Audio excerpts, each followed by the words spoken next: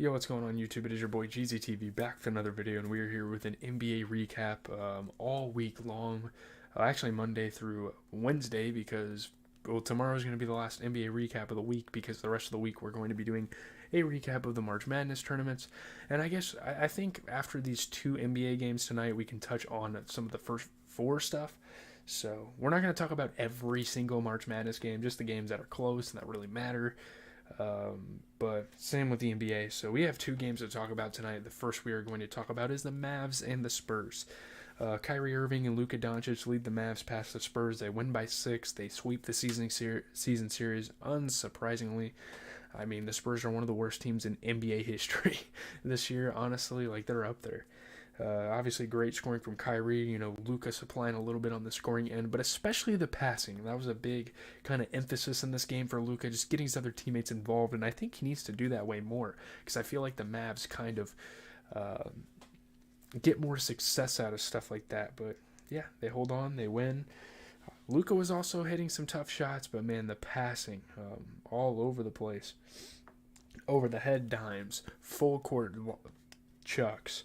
Obviously, Devin Vassell was being a pretty good shot maker for the Spurs and stuff. But yeah, 28 for Kyrie. You get 18, 16, and 10 out of Luka. He was kind of shooting terribly, so he decided, pass the ball, and that's a really good thing. You look at the Spurs, you get 13 and 10 from Jeremy Sohan while shooting 33% from 3, 12 and 11 from Wemby. 22, it's kind of cool to see a guy like Trey Jones, Tyus, whichever one he is, Trey Jones, 22 for him. He shot 80% from 3. It's nice to see him have a good night. He was really the only reason they kind of stayed in this game. Champagne, man, I don't know what's going on with him. They have a weird situation because while he shot 40% from 3, that's all he was able to offer. And I mean, you have guys like how does Keldon Johnson not start? You need to give Keldon Johnson some more minutes over Champagne if you want to win games like this. Keldon Johnson's been there, done that. He's a pretty damn good NBA player. I don't know. It's kind of weird. We can move on to the Nuggets and the Timberwolves. I know this is supposed to be an NBA recap segment. We have some time. We can talk about the first 4 games. But just getting into the Nuggets and the Timberwolves, I think it's really impressive that the Timberwolves, I mean, we're talking about a top 5 team they're playing here in the NBA. I mean, I don't know. I would say the Nuggets are top 3 in the NBA. So to keep within that without your big men, that's a pretty big deal. Obviously, Anthony Edwards was dishing the rock around. Peyton Watson was a big shot maker for the Nuggets tonight. Anthony Edwards did it on offense. KCP was hitting tough shots. Jalen Johnson played really well, was getting to the rim, being aggressive. It's the Nuggets, though. I mean, what can you do? Aaron Gordon had 14 and 11 while shooting 50%. You get 26 out of MPJ. He shot 60%. 35 and 16 out of Nikola Jokic, shooting 75% from 3. 18 points, 11 assists out of Jamal Murray while shooting 67% from 3. I mean, what can you do? This is one of the best teams in the NBA. They are just tough. And you look at the Timberwolves. I mean, shout out to Jaden McDaniels. Jalen? Or is it Jaden? It is Jaden McDaniels put up 26 points. He shot 67% from 3. You get 30 points out of Anthony Edwards while shooting 50%. But, I mean, having 3 guards in the lineup, I guess they kind of have to do that because them losing big men. But, having Nickeil Alexander-Walker start, I'm not really sure how I feel about that. Obviously, I don't know. That's really weird. I feel like he's a guy that needs to come off the bench. I guess they didn't have Naz Reid either. I mean, I guess they could have started Luka Garza. I don't know. That's a really strange situation. They have to deal with a lot of injuries there, and if Rudy Gobert and Cat ever get hurt in the playoffs, I think they're screwed. But if they can stay healthy, I think this team can make a run. So that's kind of where I'm at. You see the title as to where they stand in contention.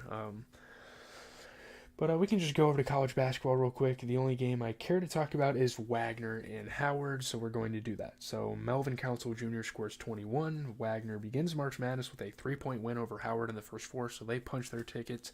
I'm actually going to be doing my March Madness bracket here coming up soon.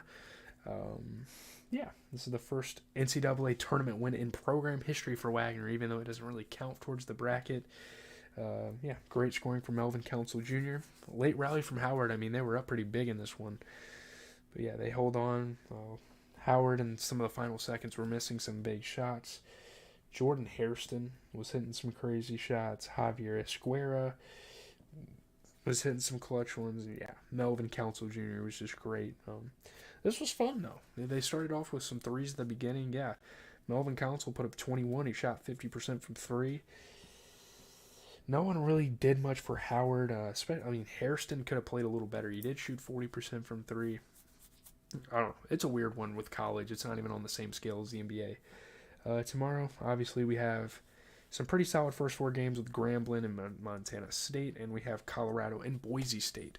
So I know I'm kind of preemptively picking my March Madness bracket, but yeah, it's weird. Getting on into the NBA, looking at the good games for tomorrow, my Celtics are playing the Bucks. That should be fun. The Heat are playing the Cavs. You get... What else is a good game? Sixers and Suns are playing. That'll be fun. So, yeah, I'll probably talk about the first four games if there's any good ones tomorrow as well. Just kind of mix in the content because we're going to be talking about March Madness anyway throughout. So, yeah, that's going to be the video. I'm going to record my March Madness predictions right after this. So, yeah, just kind of get that content going. Yeah, that's all I have. Again, tomorrow is probably going to be the last night we're going to do an NBA recap. And mix it in with the college. Yeah, that's really about it. So leave a like, comment, subscribe. As always, it has been your boy GZTV. And yeah, looking at the March Madness, I don't think there's games Saturday, Sunday. There could be. I don't know. It's going to be interesting to watch my bracket unfold, and I have all my notes ready for that video, so sometime tomorrow in the afternoon, whenever I get to it, we will be posting that. That's going to be really fun. I'm not going to heavily edit it.